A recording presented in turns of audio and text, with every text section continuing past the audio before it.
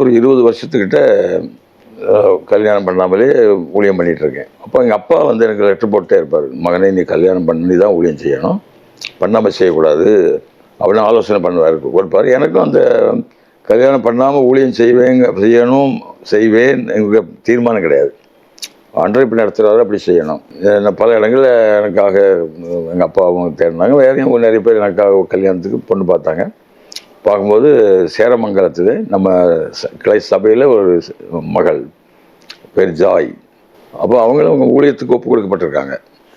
அப்படி இருந்தபோது நாங்கள் மூவ் பண்ணோம், அவங்களும் எங்களை சம்மதிச்சாங்க, கல்யாண ஆசீர்வாதங்கள் வந்து. அப்போ அந்த அம்மா வந்து ஒரு அருமையான நல்ல ஒரு ஊழியக்காரி, அவங்க ரொம்ப அன்பான ஒரு ஊழியக்காரங்க, நல்லா ஜெபிப்பாங்க, நல்ல வேத வசன அறிவு, எந்த ராத்திரி என்ன வசனம் கேட்டாலும் சொல்லுவாங்க, கரெக்டாக இந்த இடத்துல இந்த வசனம் இருக்குது அப்படின்னு சொல்கிறத்தக்க அளவில் நல்ல ஒரு ஊழியக்காரியாகும். எங்களுக்கு 2 பிள்ளைகளை கற்றுக் கொடுத்தாரு, 2 பிள்ளை, மொத்தம் 3 பிள்ளைகளை கொடுத்தாரு. அது ஒரு பிள்ளை இறந்து போச்சு, அம்மாவோட வயிற்றுலேயே அது இறந்து போச்சு.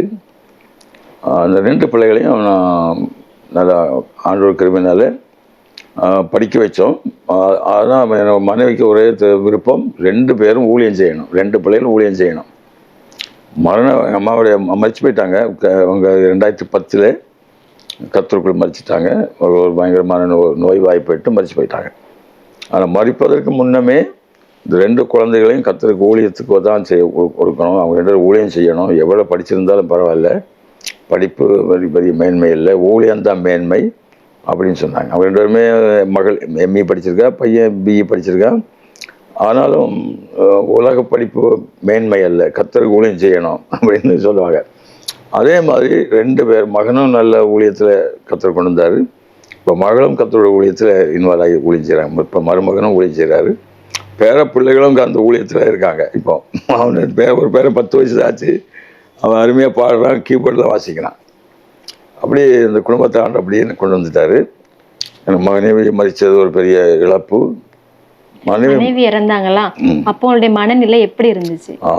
மனைவி மறிப்பதற்கு முந்தின ராத்திரி பயங்கரமான குழப்பம் எனக்கு மனசில். என்ன குழப்பம்னா, இது வரைக்கும் நாங்கள் 2 பேரும் சேர்ந்தே தான் போவோம், எங்கே போனாலும் சேர்ந்து போவோம். ஊழியத்துக்கு நாங்கள் டெய்லி ஊழியத்தை போவோம், டெய்லி சர்ச்சில் போய் மத்தியானம் வரைக்கும் ஜெபம் பண்ணுவோம்.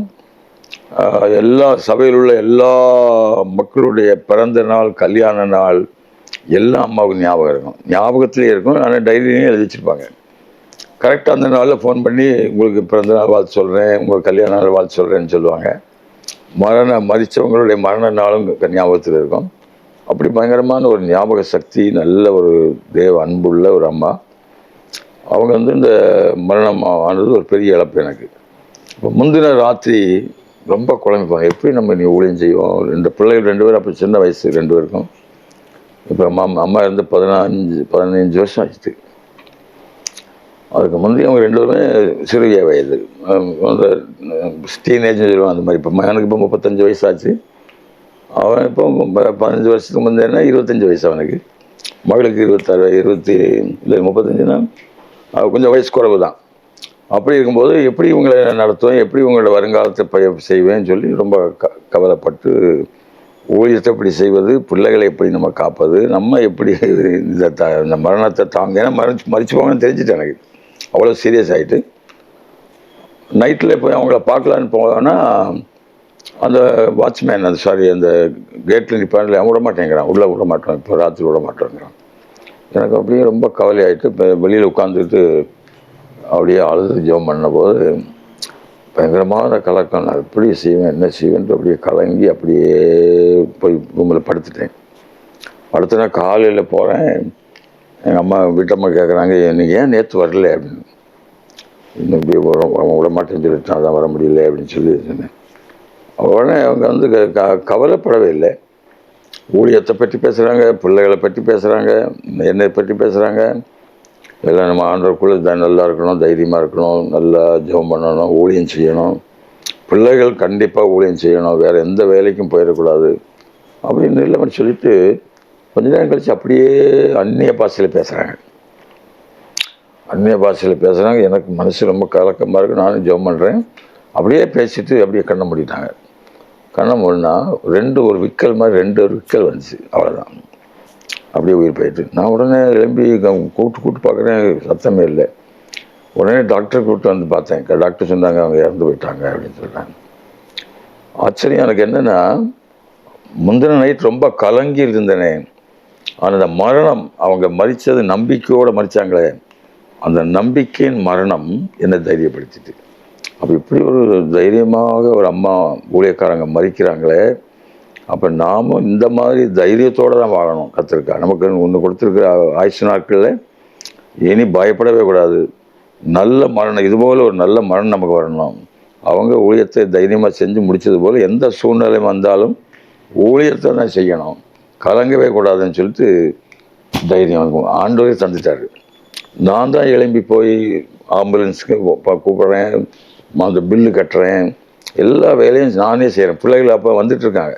நான் நினைக்கிறேன், இந்த பிள்ளைகள் வந்து எப்படி தாங்குமோ என்ன செய்யுமோ தெரியாது ஆண்டவர், இந்த பிள்ளைகள் வந்து இப்போ அழுது ரொம்ப சங்கடப்பட்டுருவாங்களேன்ட்டு நான் மனசில் நினைக்கிறேன். பிள்ளைகள் வந்து சேர்ந்தாச்சு. வந்த உடனே அவங்க 2 பேருக்கும் செய்தி கிடைச்சோன்னே அவங்க 2 பேரும் என்னை கட்டி பிடிச்சிட்டாங்க. கட்டி பிடிச்சி சொல்கிறாங்க, அப்பா அம்மா செஞ்ச ஊழியத்தை நாங்கள் செய்வோம், அம்மா செஞ்ச ஊழியத்தை செய்வோம் அப்படி சொல்லிட்டாங்க. அப்படி சொன்ன உடனே எனக்கு நான் நினைக்கிறேன், இந்த பிள்ளைகள் அழுகுமே கவலைப்படுமே நான் நினைக்கிறேன். ஆனால் அப்படி வார்த்தை அவங்க சொன்னோன்னே எனக்கு இன்னும் தைரியமாயிட்டு. அப்போ ஏற்கனவே அம்மாவுடைய மரணம் என்னை தைரியப்படுத்தி ஆண்டவர் தைரியப்படுத்தினார். பிள்ளைகள் மூலமாக வார்த்தையினாலும் கர்த்தர் தைரியப்படுத்தினார். அப்போ எனக்கு தைரியம் உண்டாயிட்டு. அப்போ நம்ம இனி கவலையே படக்கூடாது. இந்த பிள்ளைகளை கர்த்தருக்குள்ளே வளர்க்கணும், நம்ம கர்த்தர் கொடுத்த ஊழியத்தை செய்யணும். எவ்வளோ வருஷம் உலகத்தில் இருக்கிறோமோ அவ்வளோ நாள் ஆண்டவர் பிரியமாக வாழணும். நல்ல ஒரு கர்த்தருக்குள் மறிக்கணும். கர்த்தருக்காக நம்ம செய்ய வேண்டியதை செஞ்சுட்டு கர்த்தருக்குள் மறிக்கணும் அப்படின்னு ஒரு தீர்மானத்தோடு எழும்பிட்டேன். எல்லா காரியங்களும் அடக்கமெல்லாம் முடிஞ்சு இப்போ என்னென்னா, அந்த அம்மா உயிரோடு இருக்கும்போது அவங்க சுவிசேஷம் சொன்ன மக்கள் அநேகர் சர்ச்சை வர ஆரம்பிச்சிட்டாங்க. அவங்க எங்களுக்கு சொன்னாங்க, அவங்க எங்களோட பேசினாங்க. சில ஆளுக்கு பைபிள் தான் கொடுப்பேன். எங்கே போனாலும் எந்த ஃபங்க்ஷன் போனாலும் பைபிள் தான் ப்ரெசென்ட் பண்ணுவாள். அவங்க தந்த பைபிள் எங்களுக்கு ரொம்ப ஆசீர்வாதம், அவங்க தந்த பைபிளில் நாங்கள் படித்தோம் அப்படின்னு சொல்லி நிறைய சாட்சிகள் அப்படி வந்துட்டாங்க. அப்போ பாருங்கள், இப்போ ஆண்டவர் உயிர் உள்ளவர், அவர் ஜீவனுள்ள தெய்வம் என்பது என்னுடைய வாழ்க்கையில் மரணத்திலிருந்து கர்த்தர் தூக்கி என்னை ஒரு தீபமாக மறுபடியும் ஒரு ஜீவனை தந்து ஒன்றும் தெரியாத என்னை கர்த்தர் அபிஷேகம் பண்ணி வேத வசனங்களை நான் இத்தனை வருஷம் எந்த விதமான பயம் இல்லாமல் பிரசங்கம் பண்ணவும் ஆண்டவர் நடத்துகிறார். பிள்ளைகளும் 2 பேரும், மகன் நல்ல அருமையாக கர்த்தருடைய ஊழியத்தை செய்கிறான். இப்போ துபாய் நாட்டில் கர்த்தருடைய வேலை செஞ்சிட்ருக்கான். மகளும் மருமகனும் பார்வையின் ஊழியத்தில் அவங்க ஊழியக்காரில் இருந்து என் கூட ஊழியம் செய்கிறாங்க. பேர பிள்ளைகளும் என் கூட ஊழியம் செய்கிறாங்க. அப்படி ஒரு பெரிய ஆசீர்வாதம். அதை நினச்சி நான் சந்தோஷப்படுறேன். இந்த சபையில் கொடுக்கப்பட்ட பொறுப்பையும் நல்ல ஒரு முறை என்னால் முடிந்த அளவுக்கு செய்யத்தக்கதாக ஆண்டவர் எனக்கு ஞானம் பலன் தந்து வருகிறார். அதுதான் என்னோடய வாழ்க்கையில் உள்ள பெரிய காரியம்.